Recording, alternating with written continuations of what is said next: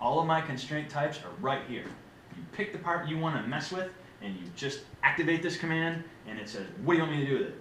Well, that lucky Catia and his wonderful intuitiveness, the first thing that popped up was fix. Do you want me to fix this in place? Fix. You see the little anchor there? Fix works the same here as it works in Sketcher. Fix means anchor. Lock it in place. Yes, I want to anchor it. Boom. And then I get this guy over here. Engineering connections, fix. What do I see next to it? I see the little swirly toilet bowl advanced thing. I say update, it goes away. That's the way constraints work in every version of Catia now. Every time you make one, it still wants you to update it, just to be sure. Okay? I made the constraint, it's in place, are you sure? Update it, make sure you like it. Because if you don't, you can still Control Z it once to see what it did. Control Z, Control Y, Control Z, Control Y, and you can see with it, without it, with it, without it. And if you like it without it, double Control Z, it goes away. That's the reason why. I know it sounds crazy, but it's true. So now I've fixed my reference part. I don't have to worry about this thing moving in 3D space. I can now attach things to it. Okay? So, I want to attach this to that. Ugh. Professor Felinsky left me no reference geometry. Would I do that to you guys? Come on. I double click on this bad boy, and I look inside of that part, and what's the first thing in that part? It's reference geometry. Hey, you know what? Hide show, there it is. When I built this thing, I built it using this reference geometry. When I build things, my reference geometry tends to be how I'm going to locate it. If I know I'm going to use this mortar 14 times, I'm going to put a reference plane in the middle of it and build from that reference plane because I know that's how I'm going to rotate it. I build something by its handles, so that way I know I can manipulate it the way I expect later. When you look in there, there's an axis. Why wouldn't there be an axis? I'm going to use it to manipulate it. Okay? So I'm thinking about these things as I make these parts. So, now I got that guy. I'm going to come back up to the assembly. This has to be the blue part. Double click on it, it's blue, the assembly tools are active, sweet. I highlight this. I want the subassembly. I don't want this little bit. I want it to be between this whole unit. I want to move that whole thing at once. So the constraint I want it to act on the subassembly, not on this guy. Because this guy's going to be like, yeah, but I'm really part of this, and now I'm confused, and Catia's going to go toes up. It's not going to be good. So I want to select that. And then I'm going to pick my engineering constraints again. And it's going to say, okay, what do you want me to do with this one now? You want me to fix it? No, I want you attached to something else. Well, you only selected me so far, so now what do you want me to do? Oh, well, you choose planar. Shush.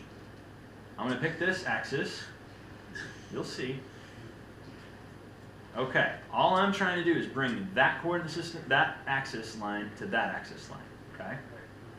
So what I'm going to say right now, it's still trying to figure out, okay, now you want me to be rigid? You want me to do what? You guys have to understand what all of these things do. Now, what I really want you to focus on,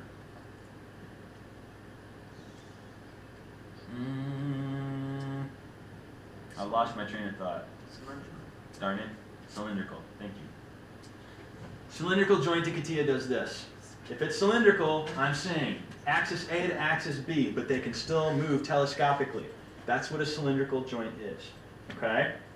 A prismatic joint is to say two planes put together. You can move forward, you can move backward, but you can't do anything else. You can rotate. That's a prismatic joint. Two planes put together, but think about your 6 degrees of freedom. Up, down, in, out, fore, aft, and your 6 rotation vectors, right? Every one of these is locking up some of those things. So if I say cylindrical, I'm locking two axes together, but I'm still allowing spin and I'm allowing telescoping movement, right? Cylindrical may not be what we want. If I want to hold that thing in place and I want to hold it on a plane, maybe I want revolute. Revolute locks down something on a plane and the only thing is free is spinning. Well, actually, I don't want my motor to spin, do I? Now it's getting kind of ugly. So you know what I want to do? I didn't describe it this way last week, but now it's all starting to click. I think we did cylindrical last week, but technically that would mean it's allowed to slide up and down. So let's do cylindrical. Let's see, and it's saying, hey, you know what? I'm not feeling that. Okay, so we're going to say cancel, because it's bombing out on us already. So let's do it this way. we'll start engineering constraint, and it says select what? I'm going to select that axis line and that axis line. Ooh, it moved it right there, and it set us up with a cylindrical constraint.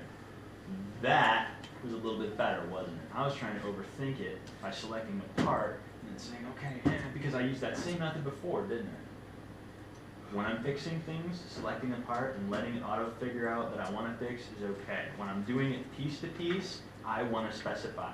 So I start engineering constraint, and then I start moving stuff. Now, the next thing is, I want that center plane to be on that center plane. You notice that there's a height difference there. I'm still in this command, and I'm still referencing these two parts, so while I'm here, I'm going to make that next constraint. So I'm going to pick that plane, if I can get it. Come on, baby. Get that plane. Oh, Catia, you suck sometimes. There you go. Pick that plane. Pick that plane. Whoop, and it's moved it there, and now I've got two constraints. I've got the center line locked up and the plane locked up, and now it's figured out, hey, you know what? This is a revolute. Ha ha! And I say, okay. Oh, don't worry about this. So there I go, and now I have in the tree, revolute. Is it? It needs an update. Let's update. Aha! Sweet. All right, so we've got it working. That thing right there is locked to that center line that I made off of that reference sketch. Let's go test it. I'm going to go back into reference part 2 now. Double click that bad boy. Here I am. I'm going to come and change the dimension of that right there, which will take my extract out to here, which will take my vertical curve here, and my assembly will want to update. So when I leave here, okay, there you go. Part updated. It took all of those bits out there. That's nice. When I come up here into the assembly, and I look down at my constraints, oh, I want an update. It's got that little, swirly bowl thing. So when I hit the swirly bowl thing, it snaps to. Do that 3 more times and you got it. Okay? So, that was a lot.